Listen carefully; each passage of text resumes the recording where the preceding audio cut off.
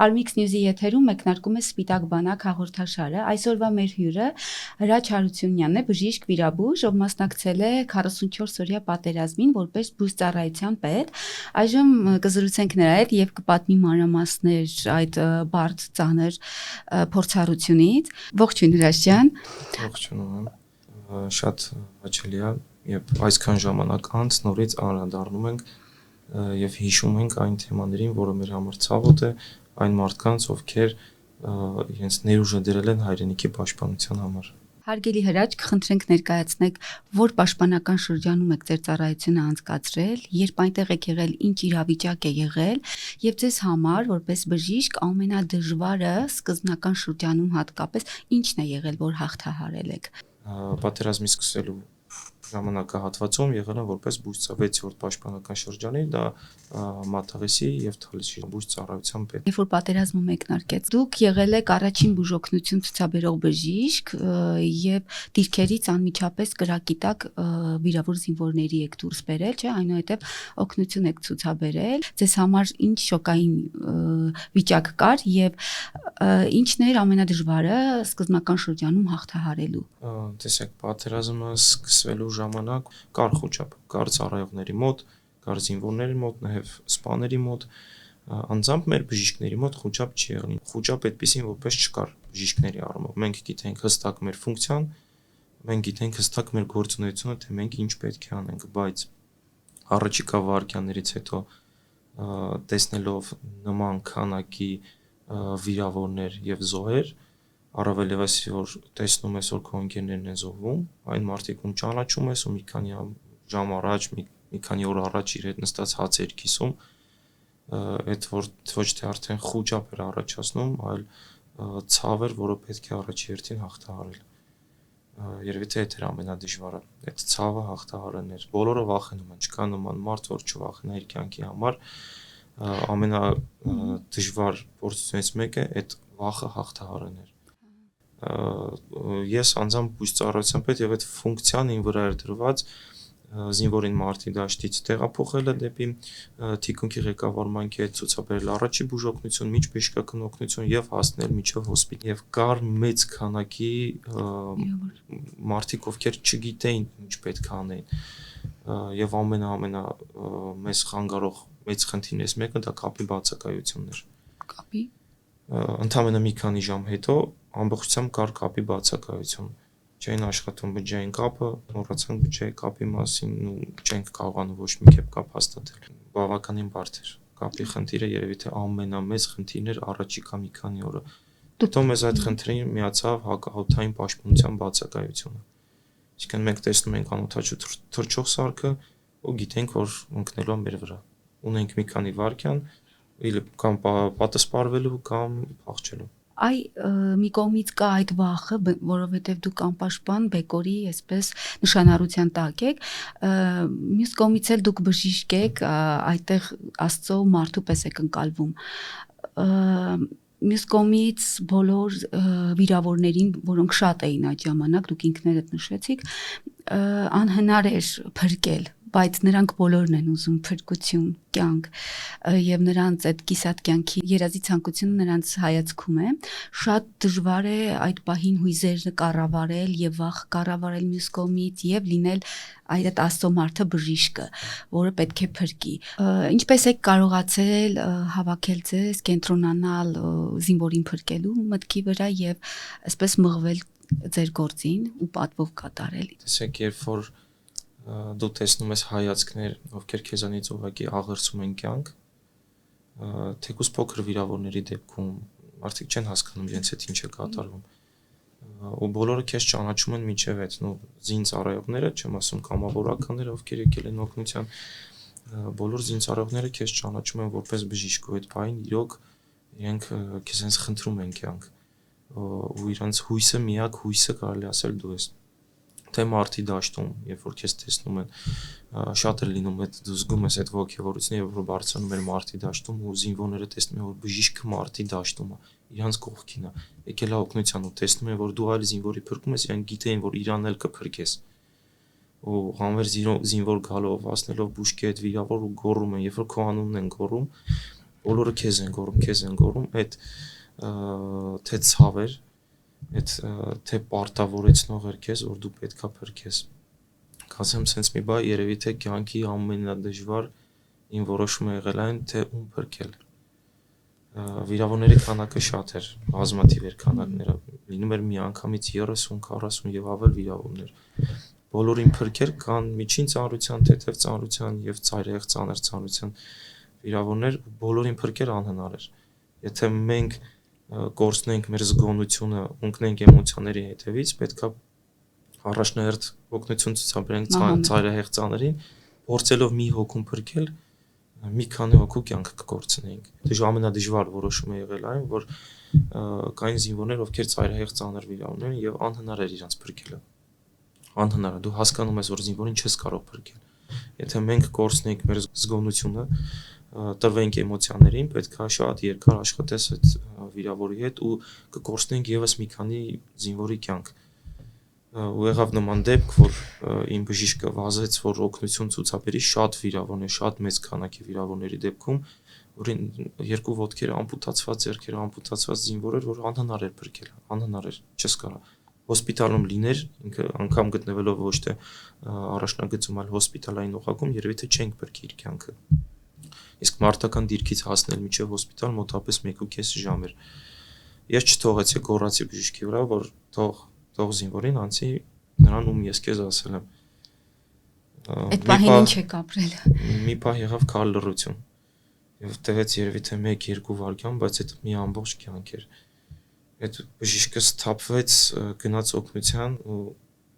անցավ օգնություն ցուցաբերեցինք, այդ բժիշկը ես տեսա առանցին ոնց էր հեկեկում ուղղակի։ Ոնց էր լացում, ու այդ ամեն ինչը քո հետ էր կատարվում։ Դու ես պատասխանատու զինվորի կյանքի համար ու փորձում ենք բոլորին օգնել, բոլորին։ Գրքով սովորել ենք չօգնել ծայրահեղ ծանրներին, միջին ծանրության պետք է օգնել, որ բոլորի կյանքը փրկել, բայց այդ գիրքը ցալում ես, դնում ես մի կողմի վրա, իհարկե անում ես այն, որը ճիշտ է, որ չվնասես առաջի հերթին, բայց լինելով մարդ առաջի հերթին, տեսնելով հայ զինվորին, տեսնելով հայ զինվորի աչքերը, որոնք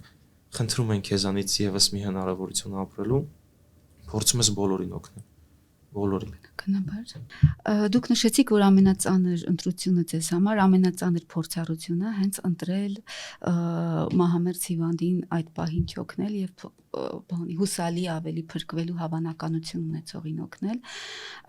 Այ եղել է, որ ձեր ուժերը ձեզ դքեն հուսահատություն պատի ձեզ եւ այդ անզորության զգացում ունենաք, մի պահ ձեզ հաղթի այդ զգացումը եւ բայց միանգամից ձեզ գտնեք գոտեպնդվեք։ Ինչն է օգնել գուցե։ Պատերազմի ընթացքում եղավ մի ժամանակ, որ զոհվեց իմ ընկերը, շատ մոտ ընկերը, ում հետ մի քանի ժամ առաջ նստած ենք եւ խոսում ենք ու ինքը բարձրացավ մարտական դիրք կատարելու ու զոհվեց, ու կյանքի գնով ես հանեցի ու գնացի իր հետևից,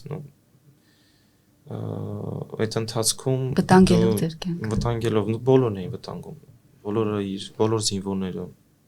իր ընկերների համար, իրենց անգամ զինծառայողների ում չեն ճանաչում,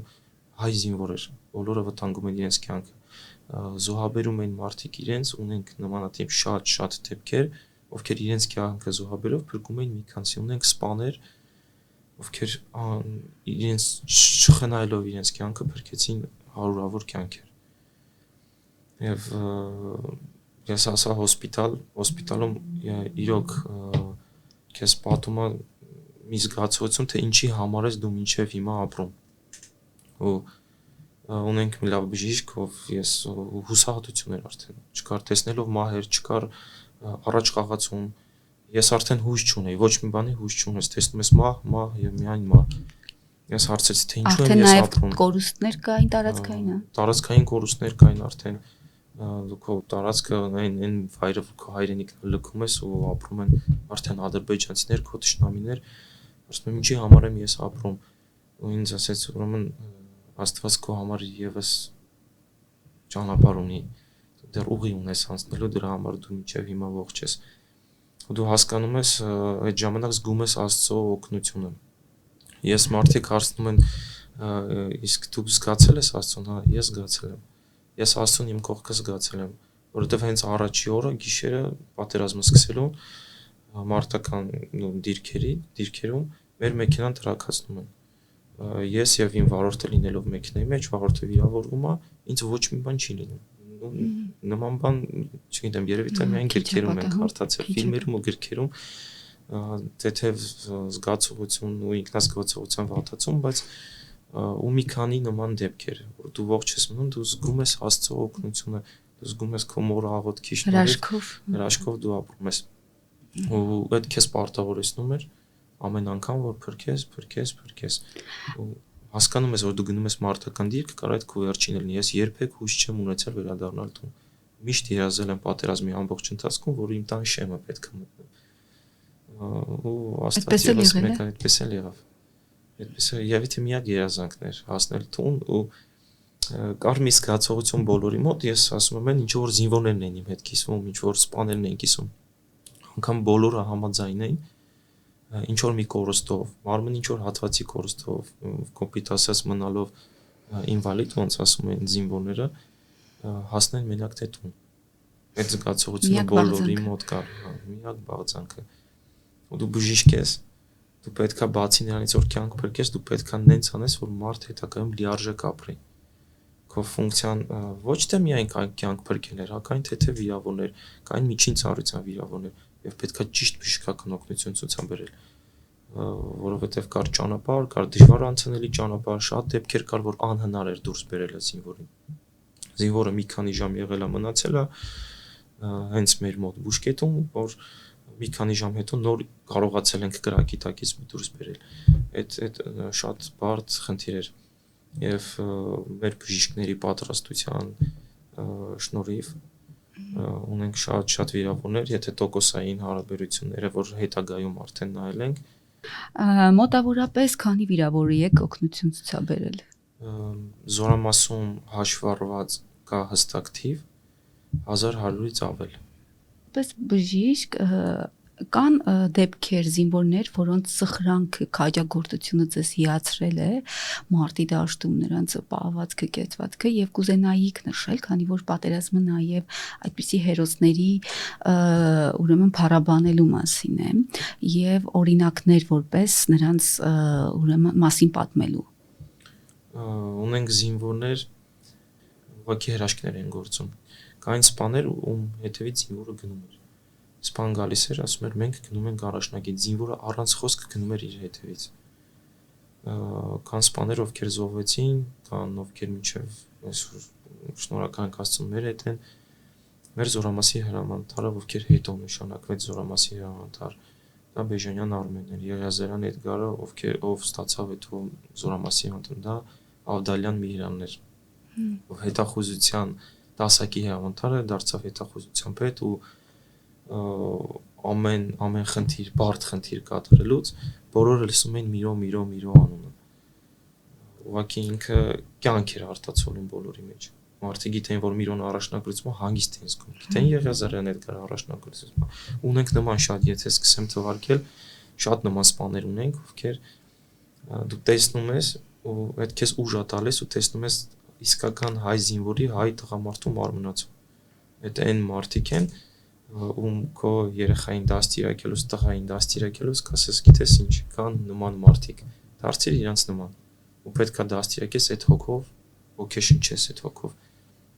Ու կային զինվորներ, ովքեր առանց սպայի փախում էին մարտական դիրքը օրերով, առանց սննդի, առանց հացի, կապը դժվար հաստատելով շատ ու նախաձեռնությունը պրոստը վերցնում են իրենց վրա։ Շատ կամավորներ կան, ովքեր բարձրանում էին, իջեք մարտական դիրքից տեղ անհնար ավսյո էլ օգնություն չի գալու, զինվոր ասում էր մի րոպե, դուք իջեք, մենք մեր մարտական դիրքը չենք լքելու։ Ու միջև վերջ այդ զինվորները կանգնեցին իրենց 18-ամյա զինվոր։ Այդ ուղղակի այս պատերազմը մենք պարտվել ենք պատերազմը, այդ ամոթ է մեր համար, բոլորի համար է երևի թե հայի համար ամոթ, բայց մենք ունենք հայ զինվորի հոգի ու հստատ գիտենք, որ եկավ ժամանակ էլի այդ հայ զինվորն է կանգնելու, այդ հայ զինվորն է պաշտպանելու, հայ զինվորը ասում ենք բժիշկներն են, Աստված ասում են բժիշկներին, չէ, բայց երևի թե այս դեպքում հայ զինվորներ Աստված Դուք ձեր կյանքը վտանգելով հենց դիրքերից անմիջապես վիրավորներին դուրս եք բերել, կառավարել եք այդ ընթացքը որպես բուժծառայության պետ։ Այդ ընթացքում եղել են, որ այլ զինվորներ, գուցե քաղաքացիական անձինք նույն նվիրվածությամբ, հոգատարությամբ, անձնազոհությամբ զինվորի կյանքը փրկելու համար չեն խնայել իրենց կյանքը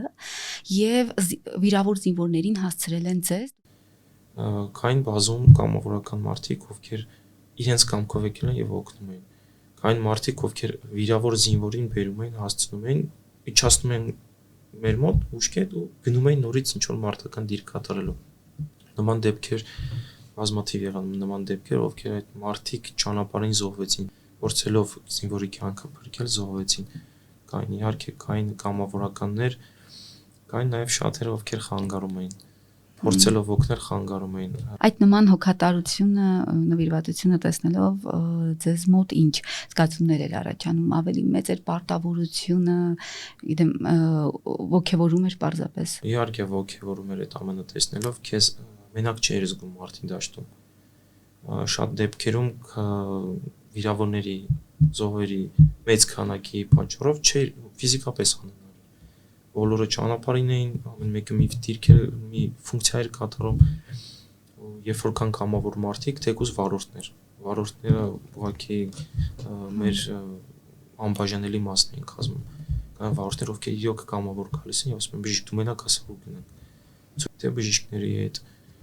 թե մարտական խնդիր կատարելուց, ովքեր զոհվեցին եւ քեզ իրոք պարտավորեցնում էր այդ ամենը։ Իրենք կատարում են քո ֆունկցիան։ Դու չես հասցնում մեծ քանակի հետևանքով, բայց իրենք քեզ օգնում էին։ Պատերազմի այդ ծանր հիշողությունները, սահմռկեցուցիչ ցնցող դրվագները, որոնց մասին դուք էլ պատմեցիք եւ անջնջելի հետք են թողել ձեզ վրա, ինչպես եք հաղթարում, ինչ էտապներ եք անցել, կարող եք անկեղծ կիսվել։ Ավելի շատ օգնել է, որ խոճապի չմատնվես, արագ կողմնորոշվես բարդ իրավիճակներում։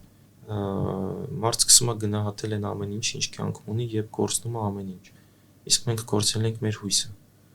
Ամենաբարդը երևի թե երբ մարդ կորցնում է իր հույսը,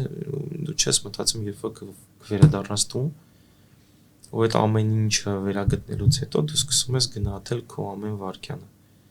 Հետագա քո կյանքում ամեն վարքյանից փորձում ես դու ստանալ մաքսիմալ։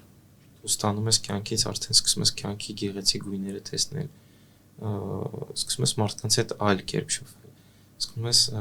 քո հայրենիքը սիրել, սկսում ես ինքդ քեզ սիրել, սկսում ես արդեն առաջնահերթությունը մի այլ տեսանկյունից ես տեսնում ամեն ինչ կյանքը։ Դու սիրում ես արդեն կյանք ու երևի թե բոլոր պատերազմ անցած ծառայած մարդկանց մոտ երևի թե քո ընտանիքը, քո ընկերները, քո հայրենիքը, որովհետև ինձ ուսանող տարիներում թեկուզ որ հարցնում են ի՞նչ է քո համար հայրենիքը։ Հայրենիքը իմ ընտանիքն է, հայրենիքը այն ամեն ինչն է, ինչ շրջապատում է ինձ։ Իմ ընկերներն են, իմ շրջապատն է։ Եվ որ ասում են դու քո հայրենիքի համար պատրաստ ես զոհաբերել քո կյանքը։ Այո, թվում է բոլոր հայրն են պատրաստ, որովհետև հայրենիքը այդ ընտանիքն է։ Եթե մենք այդ պահին մտածենք փախուստի մասին վերադառնաս հետ, այդ թուրքը քո թշնամին գալու է քո ընտանիքին հասնի։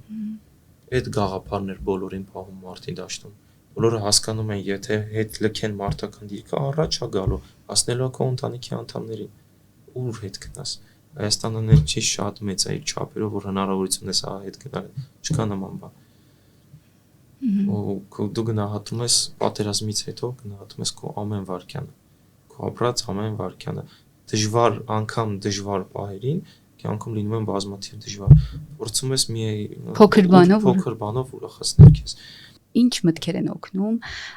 այդ ծանր հիշողությունները թոթափել, հավասարակշռել, այսպես ասեմ։ Ամեն օր ես գիտեմ նաև իմ ընկերները, ովքեր այս ամենի մեջով անցել են, մենք շնորհակալություն ենք հայտնում Աստծոց։ Մեր շատ ժամանակ պատերազմի ժամանակ դու մտածում ես որ Աստված քեզ լքել է, չկա, որովհետև այդ մահերը, որ տեսնում ես այդ վիրավորները, զոհերը, բայց հետո հասկանում ես այդ ամեն ինչը վերլուծելով հասկանում ես թե ինչքան շատ է քեզ օգնել։ Պատերազմ լինելու է։ Արցախի համար եւս միանշանակ լինելու է։ Հաշվի առնելով մեր Հայաստանի աշխարհակահաղական դիրքը միշտ լինելու է պատերազմ։ Հարցը նրանում է թե ինչքանով մենք կլինենք հաջորդ պատերազմին պատրաստ։ չպետք է լինի նենց ոնց որ առաջի հարվածը եղավ Ադրբեջանի կողմից, այլ պետք է լինի հակառակը։ Մենք այնքան պատրաստ պիտի լինենք պատերազմի, որ մենք թելադրենք պատերազմը։ Առաջի հարվածը լինի մեզանից, լինի հայի կողմից, եւ դրա համար էս ամեն ինչը տեսնելով հանդերձ փորձում ես ուժեղանալ։ Պարտվեցինք, բացի նրանից, որ կար ուժային քանակի անհամեմատ տարբերություն, ինձ թվում է ավելի շատ անպատժելիության մթնոլորտներ մեր մոտ խանգարում։ Այն մարդիկ, ովքեր պետքա պատժեին, սկսած հրամանատարներից, սկսած թե զինվորին, թե կամավորականին, չկար նման բան։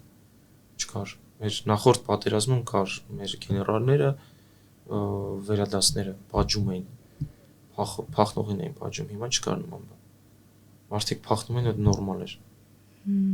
Հարյուրավորներ էին փախնում, հազարավորներ էին փախնում։ Մենք չպետք է մեղադրենք, մենք մեզ պետք է մեղադրենք։ Շուտ պատժելիությունը չկար մեր մեջ, ամենամեծ խնդիրը դա իհարկե ես հավատում եմ, կարգ ու կանոն, կազմակերպվածություն, որտեղի զորամասի հրամանատարը կամ ղեկավարը կամ դասակի կամ գումարտակի հրամանատարը հզոր էր, ավելի քիչ վիրավորներ են լինում, ավելի քիչ զոհեր են լինում, եւ միջև վերջի 44 օրը այդ դիրքը պահվեց։ Իսկ այնտեղ որտեղ չկար պատժելիություն, որտեղ չեն պատժում, փախուստի են դիմում, ավելի շատ զոհ կար, ավելի շատ վիրավոր կար եւ իհարկե տարածքային կորուստ կար։ Հուսով եմ եւ ասել եմ կանգախ ամեն ինչից, որտեղ կլինեմ, ինչ կարգավիճակում կլինեմ, երբ սկսի պատերազմ, ես հետ եմ գալու եմ կանգնեմ իմ ընկերների կողքին։ Լինելու է։ Աղոթենք Աստծուն, ամեն անգամ, ամեն հայի գաղափարում պետք է լինի, որ մի օր հետ ենք գնալու մեր այդ Արցախն է։ Եվ ես իմ բժիշկ ընկերների հետ, մարտական ընկերների հետ ամեն անգամ երբ նստում ենք սեղանաշուրջը, իհարկե հայը քենած պետք է լինի, քենացը մեր ցանկությունը, մեր ամենաառաջի քենացը, որ հաջորդ անգամ խմելուց խմենք այնտեղ, որտեղ մենք ցանկանում ենք, այդ թալիշն է, այդ մատաղիսն է։ Կուզենայի նաև խոսենք պատերազմի ավերիչ կողմի մասին, այն մարդագործան կյանքը արժեզրկող երևույթ է։ Պատերազմի հետևանքներից որոնք են, որ դժվար է հաղթահարել։ Պատերազմը չարիք է, բայց նաև անխուսափելի։ Ցույցը դարձնել ուժ դեպի նորանոր հաջողությունների, դեպի նորանոր ձեռքբերումների։ Ուժի շնորհիվ մենք կարող ենք այդ ամենը հետ բերել, ուժի շնորհիվ կարող ենք ստիպել։ Իսկ անհատապես մարդու կյանքում որոնք են այդ դժվարությունները հետ պատերազմյան։ Որ դու հիշում ես ամեն անգամ խոսելուց վերապրում ես այս ամենը, վերապրում ես պատերազմը, հիշում ես թե դրական կողմերը, շատ բացասական կողմեր ես հիշում շատ։ Եվ ես մեկ անգամ ասում եմ պետք է ոչ թե հուսալտվել, հուսահատվել այս ամենից, այլ հակառակը։ Պետք է փորձել, ուժ գտնել, վերականգնվել եւ զարգանալ։ Այ ասացիք, որ երբեմն հիշում եք, զայրանում եք, ցասումով եք լցվում, այ հասարակության, հանրության տարբեր շերտերի, քաղաքական դաշտի ինչ երևույթներ են, որ ամենաշատն են ցավեցնում, այդ առումով հուսալքում են պատերազմի մասնակցին։ Ցավեցնում են ամենը, որ երևի թե ավելի շատ քաղաքական տեսակետից, որ դու լսում ես, որ Արցախը արդեն քոնը չի, կամ Արցախը քոնը չի եղել, կամ նման հայտարարությունները ավելի շատ ցավոտ են։ Ես արցախցի չեմ, սյունեցի եմ, բայց նույն ցավն եմ վերապրում, ինչ որ արցախցի, ես չեմ տարբերում։ Կա մի հայ, կապ չունի, դու Արցախից ես, Սյունիքից ես, Երևանից ես, կա հայ, այդ քո հայրենիքն է։ Դու լսելով, որ միգուցե Արցախը մեզ պետք չէր, կան նման հայտարարություններ։ Այս ամենը զուր էր։ Մենք կարայինք այս ամենը անենք առանց այսքան զոհներ, չկա նման բան։ Հայը կռվել է, հայը պատերազմել է եւ վատ չի կռվել։ Մեր պատերազմից հետո, մեր պաշտպանությունից հետո շատ երկրներ օրինակ են վերցրել եւ այդ պաշտպանության դետալները մտցրել են իրենց երկրի պաշտպանության մեջ, այդ գնահատելի է։ Չէր կարող լինել, երբեք ոչ մի հայ Արցախը չէր տա ուղղակի տակ առանց զոհի, հա, չունենք մեծ էր քանակը ճշնամու, չկարողացանք, բայց կհզորանանք։ Ձեզ համար ո՞րն է ամենացավալի կորուստը։ Արցախի կորուստն էր։ Երբ որ վերջնականապես Արցախը հայաթափվեց։ Երևի թե դա ամենամեծ կորուստն էր Արցախի հայաթափությունը։ Հրաշ ջան, վերջում ինչ կցանկանաք ավելացնել, որ չասվեց հարցազրույցի ընթացքում։ Ես կցանկանամ ուղղակի ավելացնել, որ հայի մեջ բացակայում է միասնությունը, որ լինենք միասնական, չպետք է հասնի օրհասական պահին, նոր հիշենք, որ մենք կարող ենք լինել միասնական, ազգ ոչ։ Պետք է լինենք միասնական, սովորենք մեր սխալները, դասեր քաղենք մեր սխալներից, ու ավելի հզորանանք, պատրաստվենք հաջորդ մեր մարտահրավերին, որը կյանք Աստված պատրաստել է հայի համար, որ հետ բերենք վերջապես մեր Արցախը։ Հրաշ ջան, շատ շնորհակալ եմ հրավերն ընդունելու եւ անկեղծ հետաքրքիր զրույցի համար։ Հաջողություն եմ մաղթում, Աստված տա պատերազմ այլևս չլինի եւ մեկ այլ առիթով հանդիպենք։ Մենք զրուցում էինք բժիշկ վիրաբույժ Հրաչ Հարությունյանի հետ, ով մասնակցություն է ունեցել 2020 թվականի 44-օրյա պատերազմին որպես բուժ ծառայության պետ։